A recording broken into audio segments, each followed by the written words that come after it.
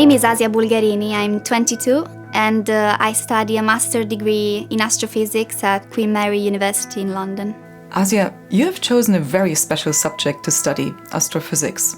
How come? If I have to think about it, I latched onto this idea during high school when I started reading scientific magazines, watching movies and documentaries about space, and after learning about astronauts going off to the International Space Station, of course. Yeah, physics and astrophysics have forced me to think outside the box. Mm-hmm. And what inspires me daily is the fact that to learn and even understand revolutionary scientific ideas, you need to have the courage to be a nonconformist. Was there any particular encounter or any particular person that might have inspired you to choose this subject? Yeah, of course a supporting environment is of advantage, and if one's lucky, even a stimulating family environment. I had my dad who handed out books to me, who prompted many scientific discussions. But yeah, seeing in person some role models can give you a lot of confidence. I remember meeting Luca Parmitano and Paolo Nespoli, both astronauts, and that's been a key moment for me in realizing. Did you encounter any problems choosing astrophysics as a subject as a woman? I don't think I've encountered any particular difficulty, but I am aware that there are. It is a fact that in my undergraduate degree at King's College in London, out of 120 students, only 30 roughly were females. And the recent study shows that 1/5 of the students enrolled in a physics degree in the UK are females.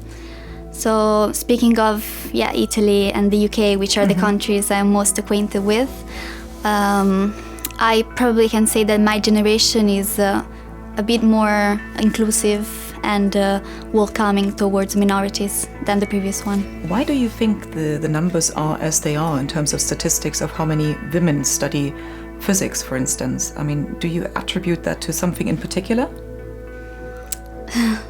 Well, that's a tough one.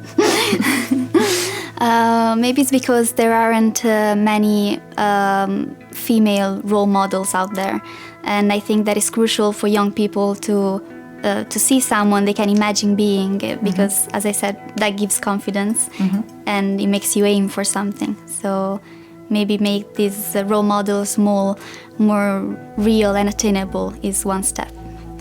So there's a recent research by Jessica Wade that is a physicist at Imperial College, and she publishes on Wikipedia every day a profile of a woman that works in the STEM field. Oh wow, I need to look her up then. I didn't know her name. Very interesting. So do you think we as the older generation, encourage younger people more to take up a subject like astrophysics as a woman? Yeah, surely some supporting structures. I know of the Women in Physics network that works together with the Institute of Physics in the UK, but at European level as well. I personally attended many conferences and events where I asked questions to successful female in physics. And that really inspired me. So is there anything else that you could see maybe being put in place by a university to, on an early level, encourage people to choose such a subject? So, for instance, I don't know, when it is in Italian schools that you have to decide that you want to study astrophysics. So, at a very young age, you probably have to take quite a substantial decision to a certain extent. Is there something that could actually help or encourage people on that very early level? Yeah, the Women in Physics network that I talked about is a network, but is also part of societies they put in place at universities. So I'm aware that in the UK, this society exists and are used by students. However, in Italy, it's not that common. So maybe start to being part of these groups, not only women in physics, but also physics societies, space societies, they can be put in place at a high school level as well. And that makes you feel part of a community. That's a very nice point to make, and that's a natural point to finish this very interesting interview. Thank you, Asia. I wish you the best of luck for your studies in the future.